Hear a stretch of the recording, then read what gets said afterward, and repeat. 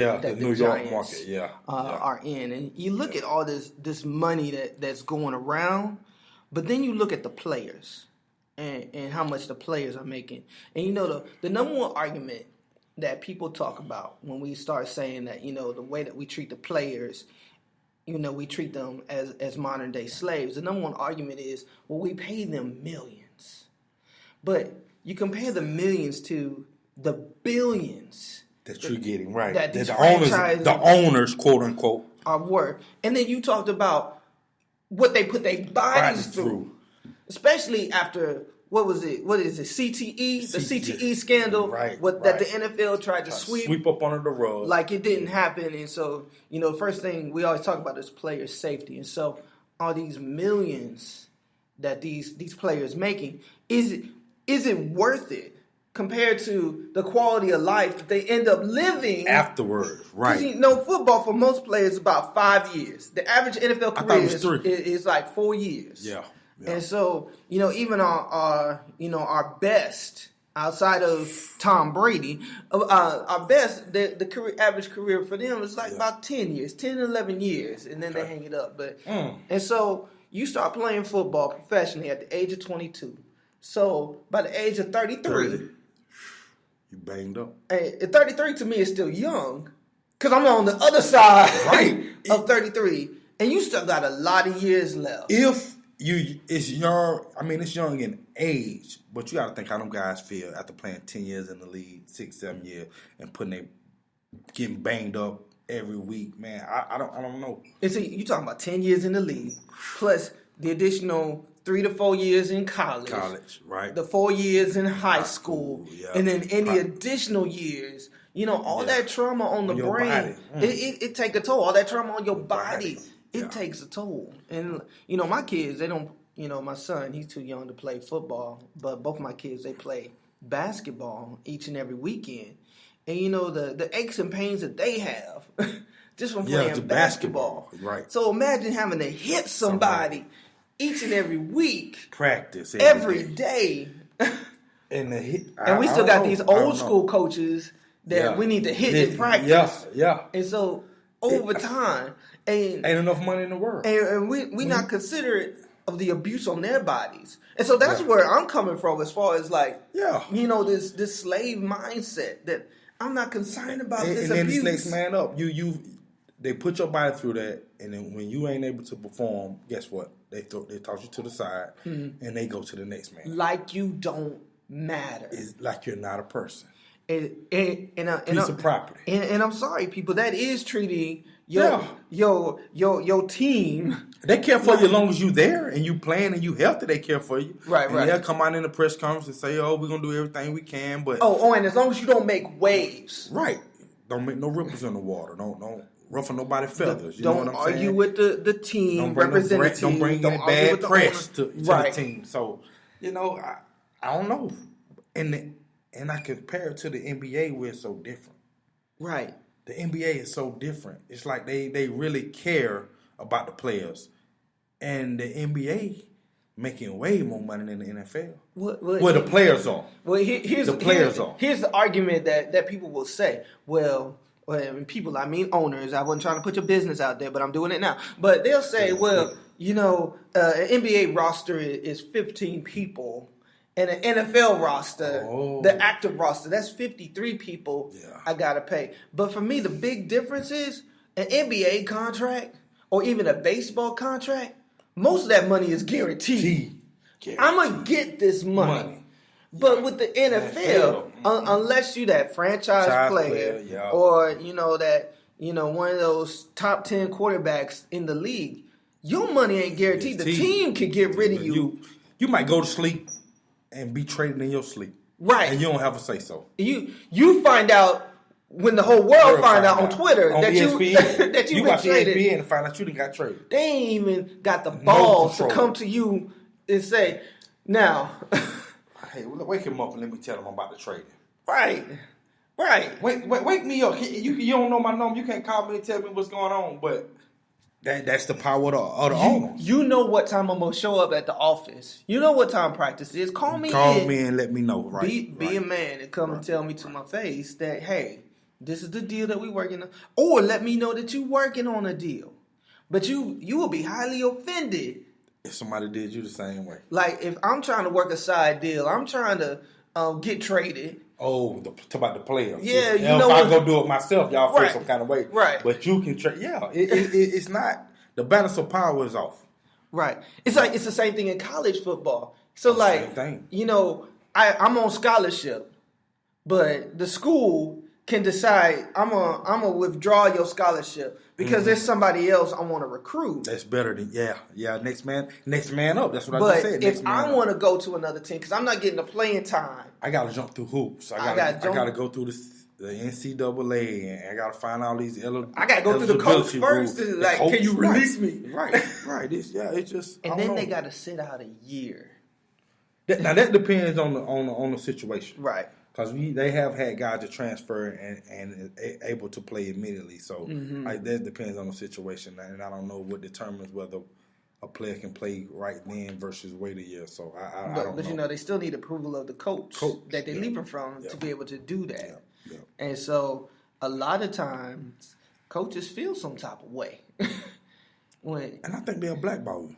Yeah. I think they'll blackball you. Yeah. Like Jalen Hurts, I was glad he got out of Alabama. He's in Oklahoma playing lights out, losing his mind, killing it. So you know, kudos to Jalen Hurts, man, to show people that he still had it, still got it, and probably gonna do well in the NFL when he make it. Right, and you know, we talking about a few things as far as, you know, how these schools treat players, but you know, kudos to Alabama, letting him go to Oklahoma, and letting him continue to pursue his dream, his career. So, you know, we give credit what credit is due, and so things we talk. Quarterback, his situation wasn't so. A little different. What is he doing now? He's at Missouri. He's at Missouri. He's not having the kind of season. You know, you haven't heard anything right about it. Kelly Bryant. Kelly Bryant, that's it. And so, big ups to Kelly Bryant. Wishes to you that you are doing well and successful. We'll try and look up some stats and see how you're doing. But, you know, we praying and believing in all of our athletes. And if you're an athlete and you're listening to the show, hey, protect yourself too. Oh, yeah. But, you know, since we're talking about, you brought up players being blackballed. And so I want to take a second and jump back into professional athletics. And I just want your thoughts on this, Croc. So, you know, when we're talking about players being blackballed, you know, the number one that comes to my mind that other people talk about, Colin Kaepernick. You know, he made some waves in the NFL. Just a few. A couple of ripples a few years ago. Just a few. What do you think about the NFL? Did they blackball him? If there was ever a situation where somebody's boss was black, it was Colin. it was Colin, man. He got a raw deal, and I felt like enough people didn't support him when he did it. Excuse me. And I felt like if enough people had supported him, that he'd still been playing right then versus after the fact when he got put out. Right. See what I'm saying? I don't think enough. All these superstars, whether they actresses and rappers or Oprah, Tyler Perry, all these people that got platforms, to support should have came out in waves and supported Colin and demanded that he's be in the NFL, because that was just a simple case of, we don't want you. Right. You making too much noise. And you becoming a distraction to the team, and we're here to play football. Shut up and play football. Oh, that is good. Shut up and play football. They say that a lot. What she told LeBron? She told LeBron, shut up and dribble. Shut up and dribble. I don't even remember who that was. I know it was like some sort of political person. Somebody on Fox News. You know how Fox is. Right. I shouldn't even say it. The network that shall not be named. Right. Like, if we didn't record these shows live, man, we would have scratched that one out. I would have to scratch that one. We would have edited that one out the record. Yeah. So shout out to news networks that are putting out real information. #CNN. But right. So with Colin though, you know, taking this back to the show topic, you know, as far as the mindset of football, when we got slave owners that had a for lack of a better term, an uppity slave, someone who tried to escape or stand up to the to the overseers, they would shut that slave down. They would put him down, and they would do it in front of everybody, so that'll to make an example, right? And that'll decrease, or they thought it would decrease your chance or your urge to try to do the same thing. So they did it, and they made it public. So I feel like that's possibly what happened with Kaepernick. All of that. Like we need to make an example of him, right? To stop these other players, because you notice. And they stopped too. The other players, they started kneeling. There were some teams that were doing different things. Mm-hmm. And then they made an example of Kaepernick. What you say? And it stopped. It stopped. And one team said, how can you protest if no one sees it, if no one knows you're protesting? Is that a protest? Right. That's not a protest. That's the whole point of a protest is for people to know you're protesting. Right. So they can know what you're protesting about, what the issue is at hand. So why would I do it in a locker room where no one's going to see me? Right. Because the whole point, like you said, the whole point of a protest is to let others know that I'm disagreeing with something. And if they don't see me doing it, how can they know that I'm disagreeing with something? Mm-hmm. And so, like I said, it goes back to we're the owners. You're going to do what we say do when we say do it. Right. How we say do it. Right. And then they brought my boy Jay-Z into the mix. And Jay been getting a lot of backlash. I had to bring it up. Jay been getting a lot of backlash. And I can understand why people... Before you go there, okay. Can I just say this? Jay-Z, I'm going to need for you to decide what you want to do. Because you first started off trying to own a basketball franchise. And then you saw how difficult that was, and you decided to do something else. And then you're going to be a sports agent. You got that money. You realize you can't be an agent and an owner. The two things don't mix. So can't do both. So now you jumping into the NFL, and you getting this backlash. All right, Croc, I just had to say that. Figure it out, brother. Figure it out.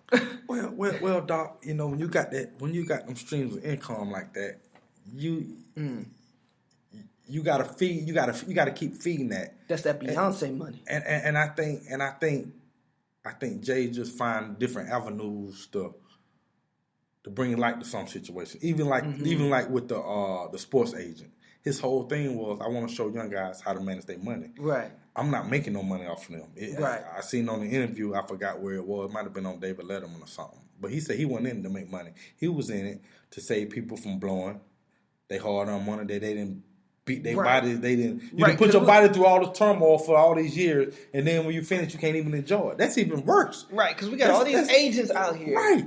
Ain't doing anything but making money hand over fist off the back of these athletes. The blood, sweat, and tears of the athletes. And see, I would have loved to see Jay-Z in that corner. I love Jay-Z as the agent.